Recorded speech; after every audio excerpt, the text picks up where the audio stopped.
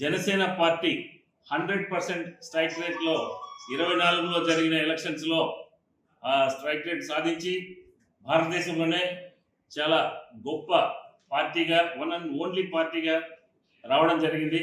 అటువంటి పార్టీలో సభ్యత్వం తీసుకోవడానికి ఎంతో మంది ఉత్సాహం చూపించి ముందుకు రావడం జరుగుతోంది.